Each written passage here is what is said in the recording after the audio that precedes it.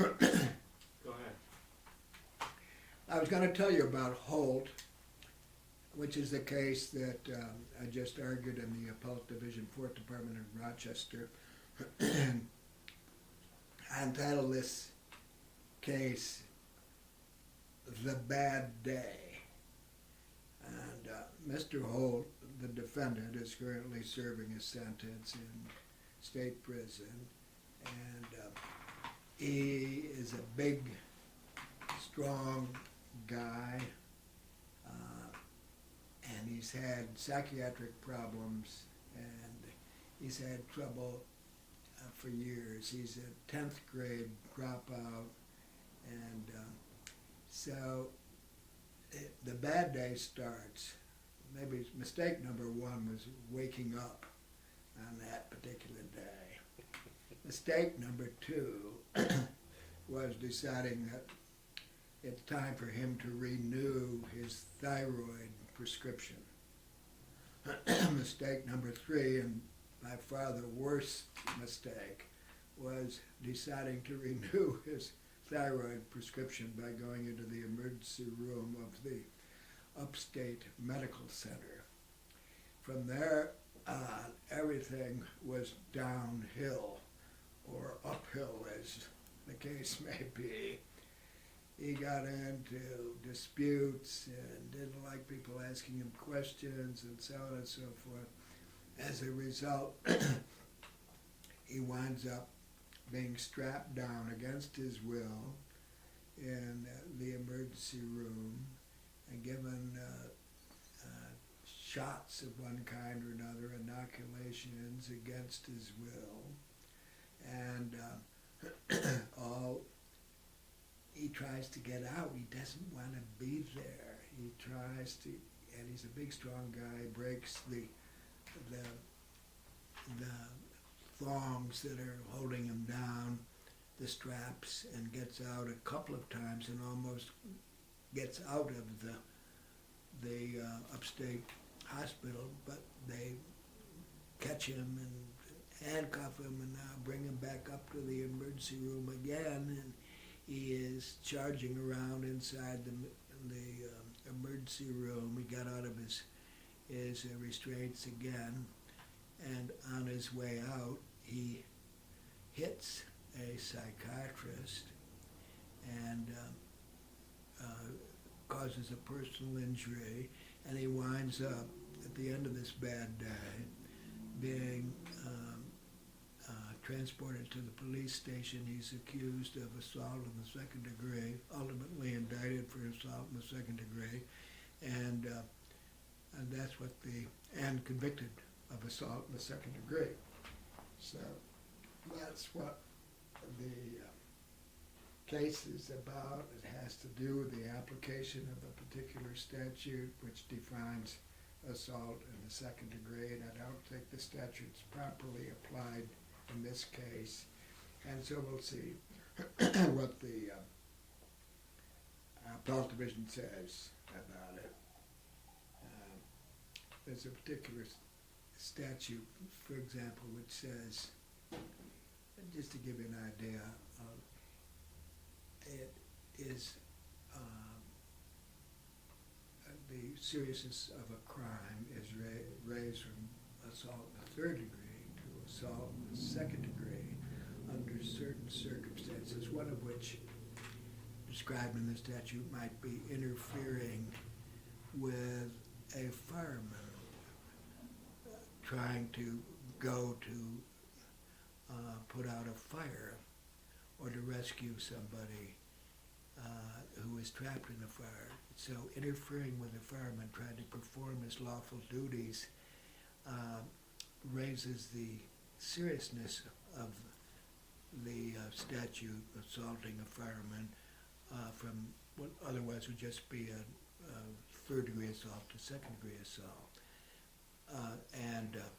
So I maintain it doesn't apply here because the hospital has really made him a patient.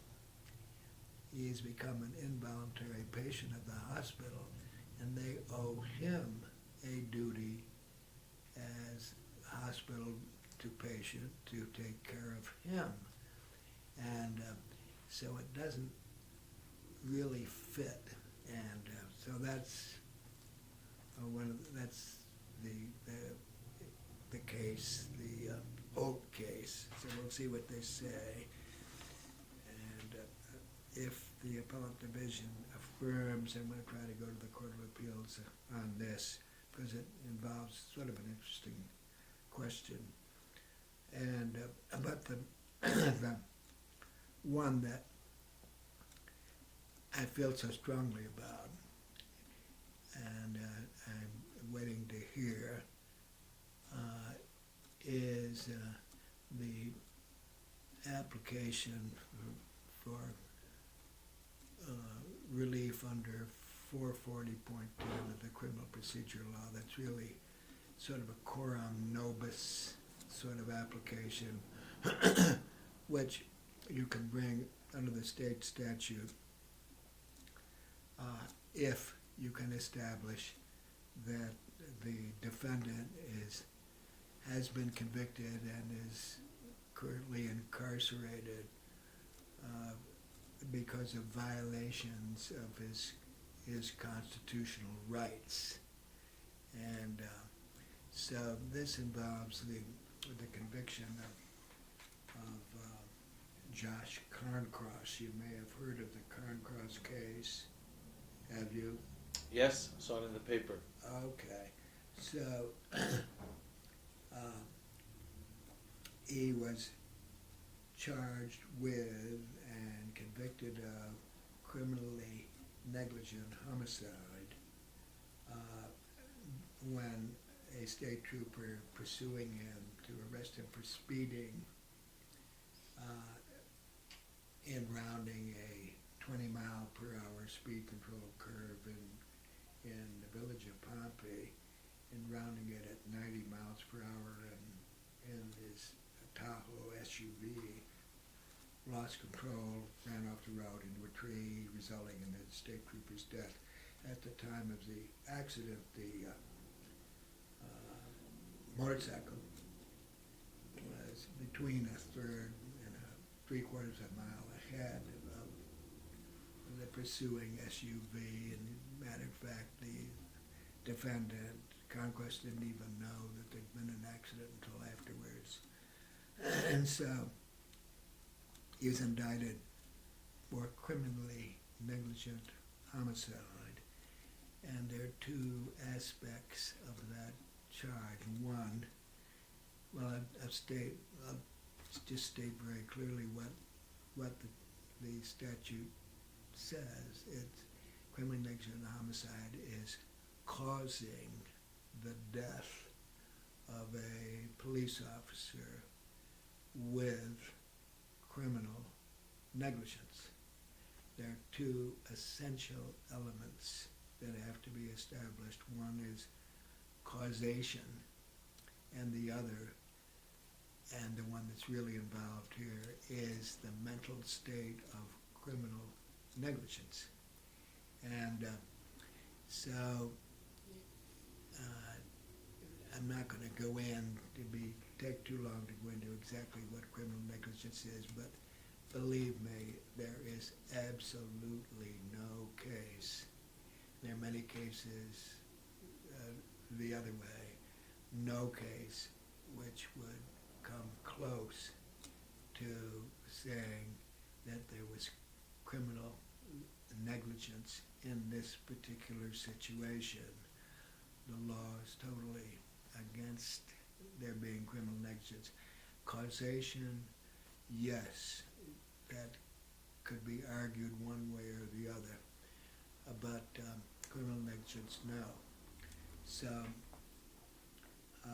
he was convicted of this crime, but unfortunately the defense lawyer, Mr. Piemonte, did not object properly to the essential element of criminal negligence. And although he did make an objection on the causation side of it, and so that when we argued the case, and on the first direct appeal, the appellate division would not hear any argument pertaining to criminal negligence. The Court of Appeals would not hear it. And so the Court of Appeals did dissent, however. There were two dissents on another Sixth Amendment constitutional question, and that is whether or not the defendant's original lawyer, Mr. Majesto, had been properly discharged and was thereafter unable to represent the defendant, which necessitated his replacement by Mr. Piemonte. And that issue had to do with whether there was a sufficiently serious conflict of interest so that the judge was correct in saying even though the defendant waives any objection, even though the defendant wants to keep Mr. Majesto, nevertheless, the court was the court correct in saying, sorry, Mr. Majesto, you can't continue anymore. And so that is the issue that there were two dissents on in the Court of Appeals. And based on that violation, I brought a proceeding in federal court, a habeas corpus proceeding in federal court, and the federal court district judge decided that there was no violation of the Sixth Amendment right to counsel of choice. There are two aspects of the Sixth Amendment. One is a defendant in a criminal case has the right to be represented by the counsel he chooses.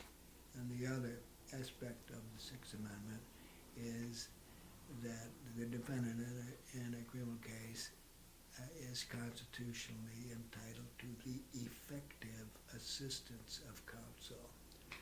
Well, we lost. I went to the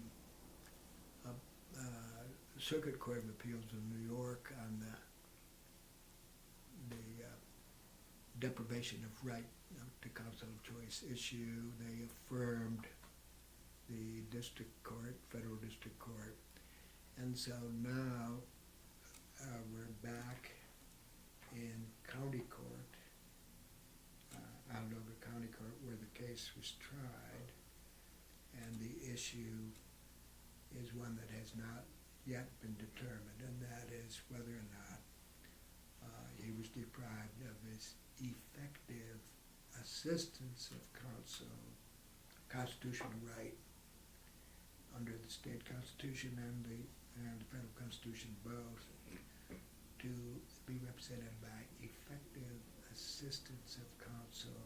And the claim is that he was deprived of that because Mr. Piemonte made this absolutely fatal blunder of not objecting to the critical and winning issue. I'm absolutely convinced it would have been a winning issue of lack of the essential element of criminal negligence. And so that's pending, and it's been pending now for over a month. And there have been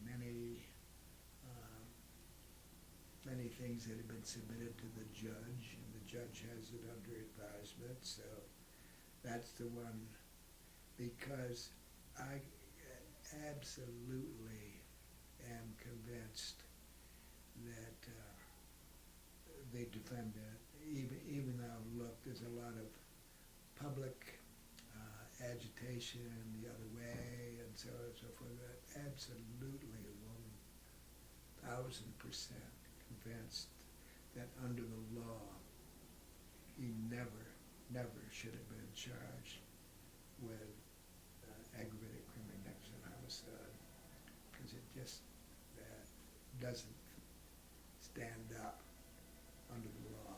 And so I'm hopeful that the judge will decide the thing purely on the law, and that he'll study everything we've submitted to him, and hope that the right result is reached. This is the one I'm most interested in because you've got a 20, he's been in prison now for 5 years. He's serving his 6th year of a 7-year sentence in state prison, and that is no,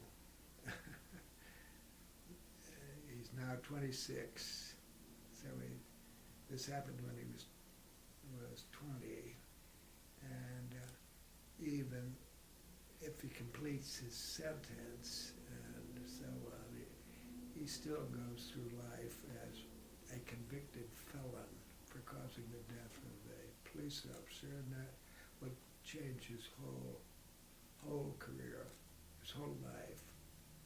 And if the right result is reached here, he will be relieved of that and will have a chance to turn his life around and hopefully make some sort of a good life for himself, make some contributions to society, and be a good citizen. So that's my hope, and that's because I feel more strongly about this than the others because, well, for example, Holt has been convicted of things before, and Ingram also. I mean, I'm interested in those two cases because of the application of the particular statutes involved, but here I'm particularly interested in this case because a real miscarriage of justice is involved, a serious miscarriage, and I want to see if I can get that straightened out. I hear your passion when you speak about these cases, and I'd like you to talk a little bit about, if you can, why is pro bono work so important to you? Well, it's important because it's a way for me to make a contribution, a way for me to use my ability and my skills to put them to good use. And now with all these cases are cases where the defendant deserves to be represented competently and properly. And so, why is it important to me? Well, for one thing, I enjoy the mental challenge of these cases, and so mentally, they're interesting to me as problems. So that's number one, and that's certainly not, that's a selfish attitude perhaps. But second, look, Hiscox Legal Aid is overloaded with these appeals. Some of these cases are old, so I'm going to call today and see if they've got another one they want me to handle. And if they give me cases which involve legal questions. A lot of their cases might just be an appeal from a sentence, whether or not to be a 5-year sentence or a 3-year sentence, and there isn't any point in, not doing one of those. So they give me cases which involve some interesting legal questions. I'd like to step back a little bit, Judge, into your years as on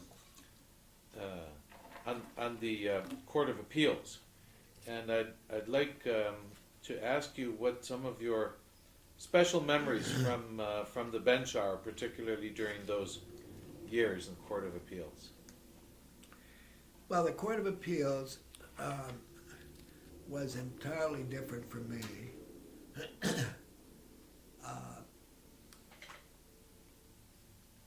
In that it was totally different from the Appellate Division 4th Department. And it was much more formal. The Appellate Division 4th Department, there was a certain joie de vivre, kind of a joking among the judges and so on and so forth, and a lot easier rapport, and we had a very, very good court on the Appellate Division 4th Department when I was on it. And so when I went to the Court of Appeals, I found that that the collegiality that I'd been used to was not there. It was much more formal. You just didn't go and talk with another judge and say, what do you think about this case or that case, and so on. And but I found it intellectually very interesting and challenging, and as opposed to, although I did find the Appellate Division intellectually interesting and challenging too, although the Court of Appeals more so. And there was sort of a little,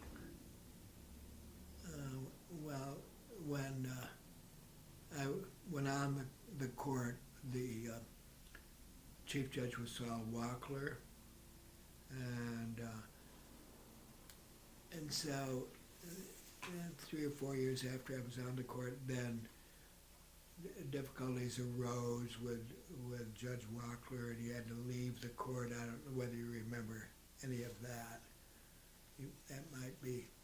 And then after that, then Judge Judith Kay became Chief Judge, and she was the Chief Judge for most of the time when I was on the court.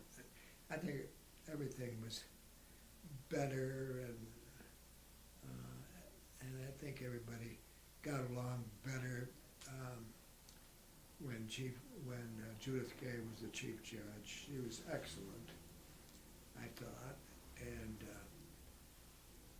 so let's see some of the, well, there's one story about the Court of Appeals, which it's sort of, let's say it is said that type of story, but I think it's something that might have taken place. I'm not sure who the judge was, but I'm not going to, some have given me the name of the judge, but I'm not going to repeat it here. But anyway, this occurred back when the Court of Appeals had many, many more cases to hear than they do now. This is back prior to the time, and this is the way it was when I first went on the Court of Appeals, that many more cases could go to the court as a matter of right rather than as a matter of permission by the court. So they changed the rule in that respect. And the result of that rule is that many, many fewer cases are argued, actually presented to the court than there used to be back when I first went on. And so on this particular occasion, this is back when there were many, many more cases. This happened in the winter, and old-fashioned radiators were whistling, and there were many, many cases. And on occasion, this one particular judge found himself getting a little sleepy, and he had the facility, it is said, that he could go to sleep with his eyes wide open and his head upright.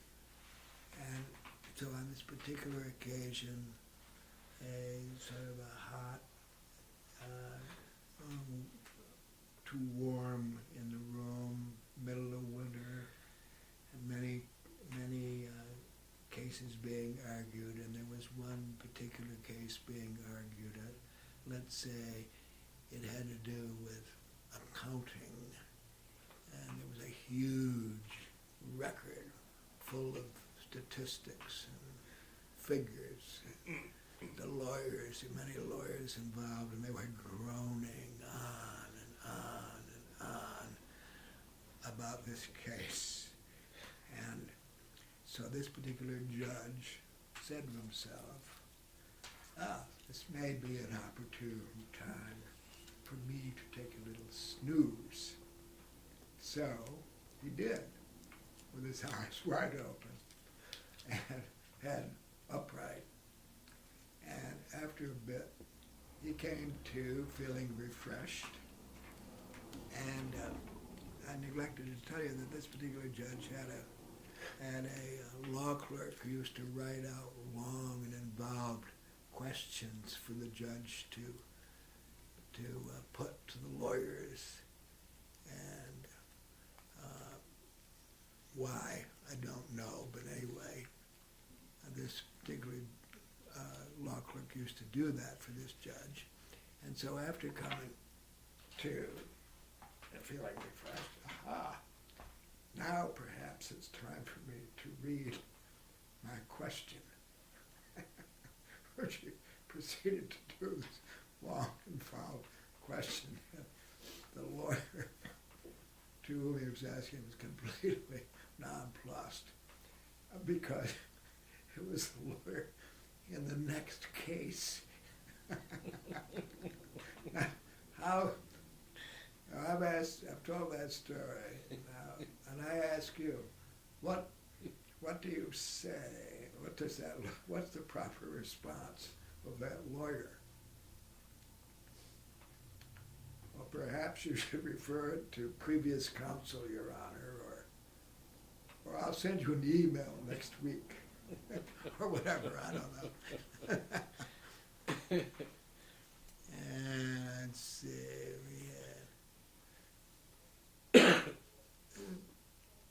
Billy had more.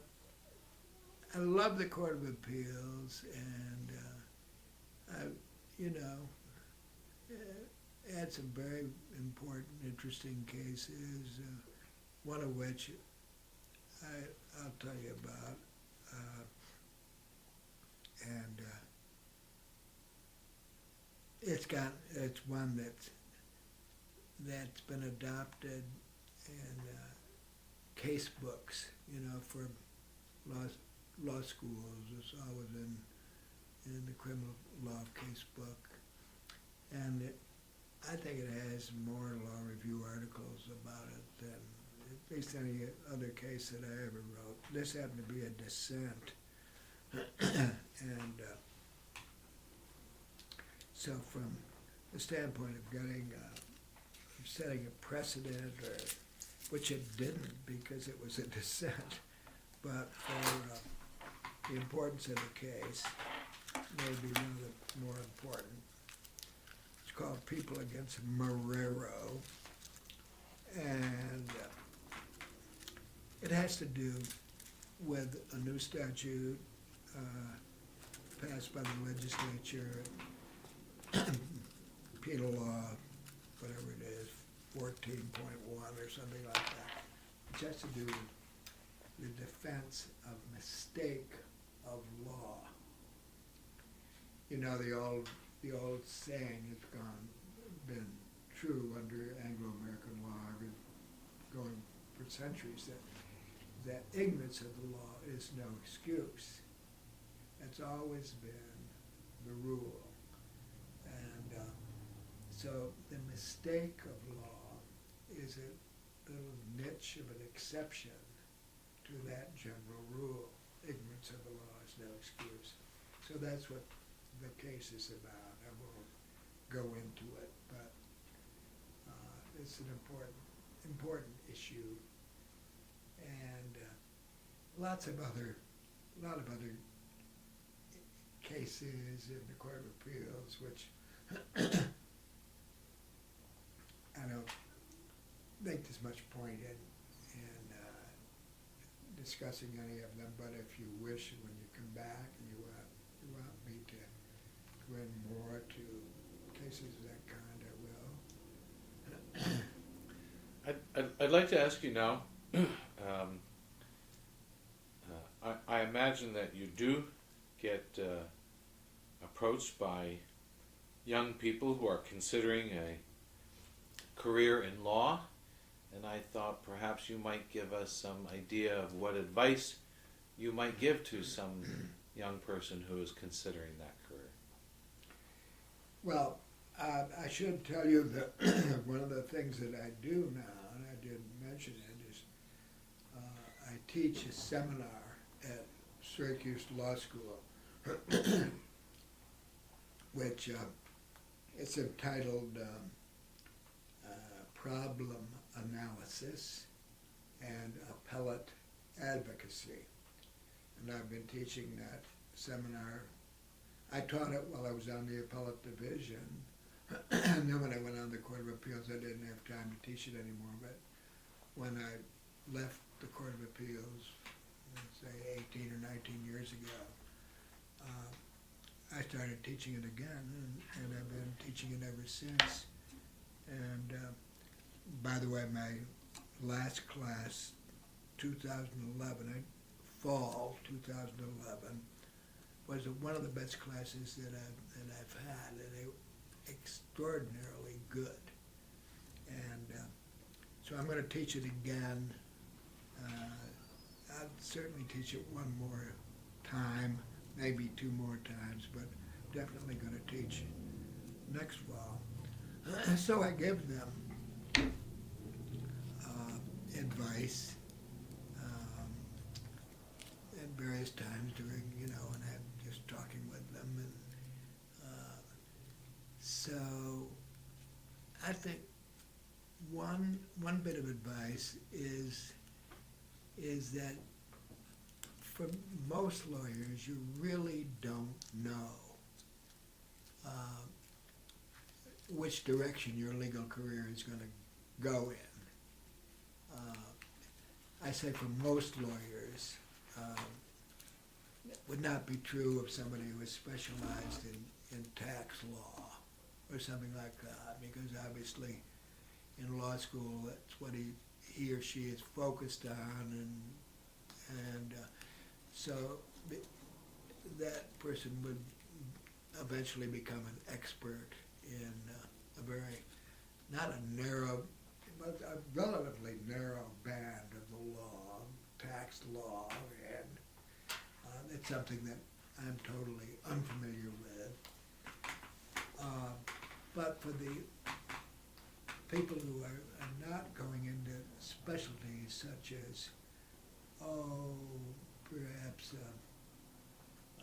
patent law would be another specialty, and there's certain courses that you take which point you in that direction. But for the people who take my course, who are just good, very bright, good law students, most of them are interested in litigation, and that's why they take the course, problem analysis and appellate advocacy. So what do I tell them?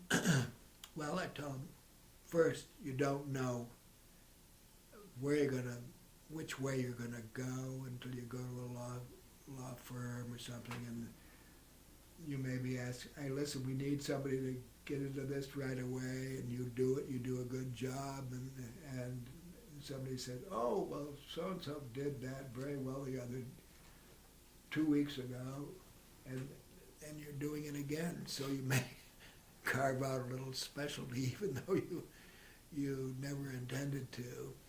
And so things can happen that way. And then I tell them about my own career, which I've just outlined, and that is that opportunities will come your way, and you may say, can I do this? Am I up to this? Should I do it? And rightly or wrongly, rightly in my case, but I've always said, oh well, let's go for it. And so I try to do that. I remember quoting Mark Twain, I think, in one speech, and he sort of said, when confronted with or maybe a speech he made to some graduates or something, so cast off the bow lines, go on out to sea, and I've forgotten exactly how it goes, but the idea is do it, because 20 years from now, if you didn't do it, you'll always wonder what would have happened if you'd done it. And so that's been my attitude. A lot of people are in a position to be able to do the things that I've been able to do. So I know that I'm very fortunate in so many, many ways, that being one of them, that I've been able to accept the challenge, and so I sort of try to give them the upbeat, positive outlook, and go for it. And, I think we'll end today. Here, this is a good time. I also want to tell you that I wasn't privileged to be able to take that advice from you, but it's advice that I received as a young person, and it's always something that I've lived by. Is good. to and all my friends